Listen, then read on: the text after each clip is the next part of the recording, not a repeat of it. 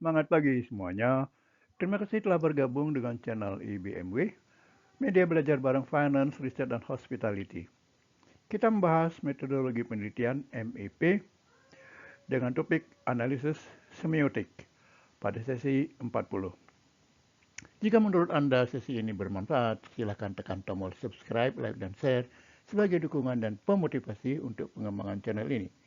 Terima kasih dan selamat mengikuti. Kita mulai dengan pemahaman semiotik atau semiotika.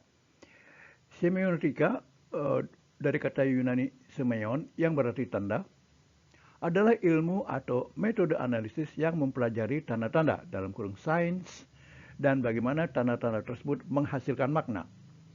Tanda dalam kurung sains adalah segala sesuatu yang dapat dianggap mewakili sesuatu yang lain. Misalnya, asap adalah tanda api. Kata cinta adalah tanda untuk sebuah perasaan. Lampu merah adalah tanda untuk berhenti. Proksi penting. Makna tidaklah inheren atau melekat pada suatu objek atau kata. Makna diciptakan melalui hubungan antara tanda dengan hal yang ditandainya, serta melalui konvensi dalam kurung kesepakatan sosial dan budaya. Analisis semiotik bertujuan untuk membongkar bagaimana makna itu dibangun. Kita lanjut membahas tentang model-model teori semiotika yang mendasar. Dua tokoh paling fundamental dalam semiotika adalah Ferdinand de Saussure dan Charles Sanders Peirce. Pemahaman terhadap model mereka sangat krusial. Model semiotika Saussurean dalam kurung strukturalis. Ferdinand de Saussure, seorang linguis Swiss, melihat tanda terdiri dari dua bagian yang tidak terpisahkan, yaitu penanda dalam kurung signifier, bentuk fisik dari tanda. Ini adalah suara, gambar, atau tulisan yang dapat kita tangkap dengan indera. Contohnya, bunyi kata anjing atau gambar seekor anjing.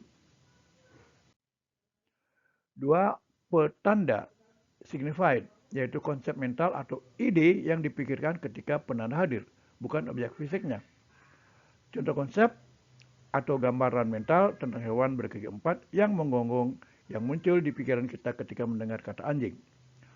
Hubungan antara penanda dan petanda adalah arbiter atau bebas atau semena-mena. Tidak ada hubungan logis atau alamiah antara bunyi anjing dengan konsep hewan tersebut. Hubungan ini murni berdasarkan konvensi sosial, dalam kurung di Indonesia kita sepakat, di Inggris menggunakan dom. B. Model semiotika Peircean dalam kurung triadik. Charles Sanders Peirce, seorang filsuf Amerika, memiliki model yang lebih kompleks. Ia membagi tanda menjadi tiga komponen. Satu, representamen, bentuk yang diambil oleh tanda dalam kurung setara dengan penanda Saussure. Contoh, gambar siluet tengkorak dengan dua tulang bersilang. Dua, objek, hal yang dirujuk oleh tanda. Contoh, bahaya kematian, racun. Interpretan, yaitu konsep yang dipahami oleh pembaca tanda dalam kurung pemahaman makna. Contoh, pemahaman bahwa area di mana tanda itu ditempel adalah area berbahaya dan harus dihindari. Yang lebih penting, Peirce mengklasifikasikan tanda berdasarkan hubungan antara representamen dan objeknya menjadi tiga jenis, yaitu ikon, dalam kurung ikon, hubungannya berdasarkan kemiripan fisik. Contoh, foto seseorang, peta, gambar orang berlari di pintu keluar darurat. Indeks, dalam kurung indeks, hubungannya berdasarkan hubungan sebab akibat atau kedekatan. Contoh, asap dalam kurung indeks api, demam dalam kurung indeks sakit, arah mata angin pada kompas. Simbol atau symbol, hubungannya murni arbiter, berdasarkan kesepakatan budaya. Contoh, kata-kata, lampu lalu lintas, bendera negara. Tingkatan makna dalam analisis semiotika dalam kurung Roland Barthes. Roland Barthes, teoritisi Prancis, mengembangkan teori Saussure dengan memperkenalkan dua tingkatan makna yang sangat powerful untuk menganalisis budaya populer, yaitu tingkatan denotasi dalam kurung denotation, makna literal, eksplisit, dan objektif dari sebuah tanda, makna yang apa adanya dan disepakati oleh semua orang dalam suatu budaya. Contoh, analisis iklan minuman bersoda. Denotasi gambar sekaleng minuman soda yang berkondensasi dalam kurung berkeringat ditempatkan di sebelah gelas berisi es dan minuman tersebut. Dua tingkat konotasi dalam kurung connotation, makna kultural, ideologis, emosional, atau asosiatif yang melekat pada tanda. Ini adalah makna tersembunyi yang dipelajari melalui budaya.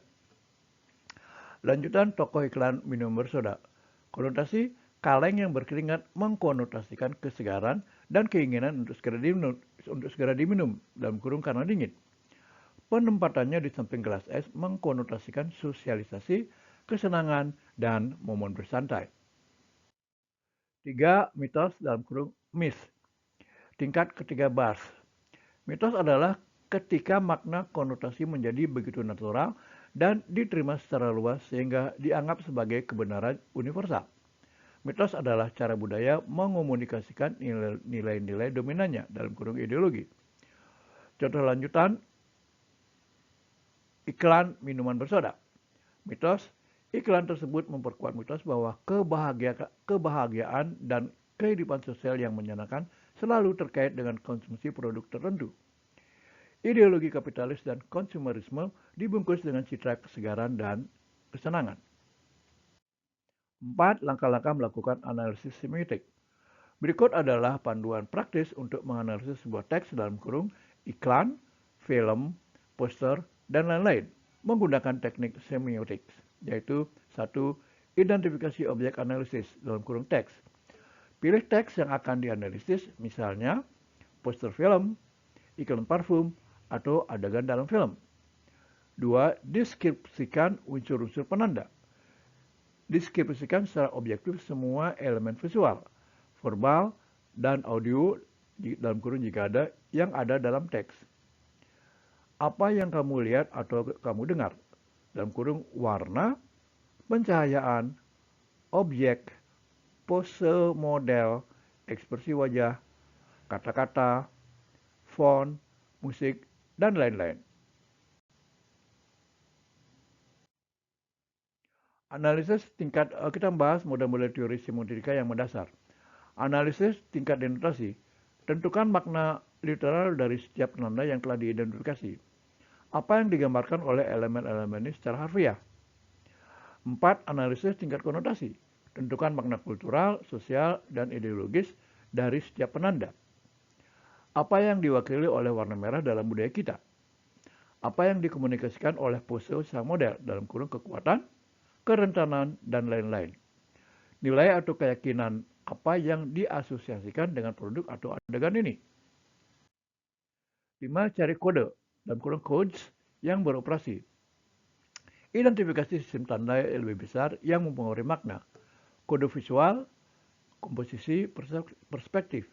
Kode naratif yaitu alur cerita, konflik. Kode budaya yaitu stereotip, nilai-nilai masyarakat, dalam kurung misalnya kode tentang kecantikan, kesuksesan, keluarga. 6. Interpretasi dan simpulkan. Hubungkan semua temuan dari analisis denotasi dan konotasi.